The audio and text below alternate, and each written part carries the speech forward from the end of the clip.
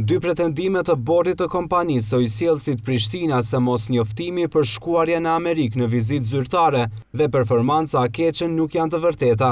Madje bordi ka qenë njoftuar, por shkarkimi ka ardhur si pasojë e interesave personale. Kështu ka deklaruar në emisionin Eurotribuna kryeshefi ekzekutiv i KUR Prishtina, Xhelosh Vataj.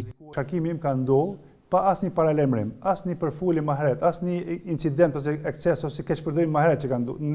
Asnjëherë nuk është ful, asnjëherë nuk është po. Unë besoj, edhe po duam të besu që përfitimet personale kanë qenë këtyre njerëzve që kanë bërë këtë punë.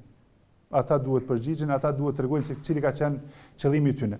Vataj foli edhe për faturimin dhe inkasimin e ujësiellësit, duke thënë se viti 2012 ka qenë viti kur kompania e ujësiellësit ka filluar të punojë pa humbje.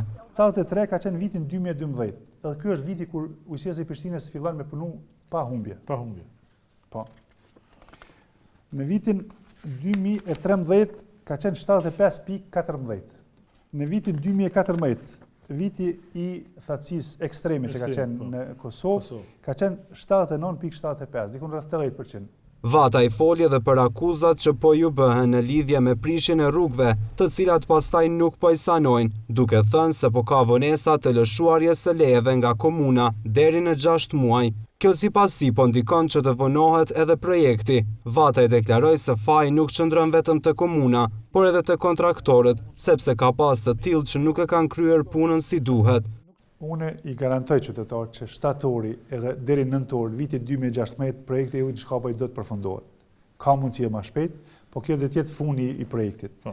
Nëse gjithmonë nuk na den ndonjë pengesë sikur ka qenë kjo pjesa e sharkimit, edhe sepse një gjë, deshe kjo pjesa e sharkimit na ka kriju një vonesë. Vataj kërkon nga të gjithë konsumatorët që të shkojnë në kompaninë e ujësiellësit që të bëjnë marrëveshje për pjesën e borxhit që duhet të paguajnë dhe për pjesën tjetër e cila duhet të hiqet pas vendimit të qeverisë për faljen e borxheve.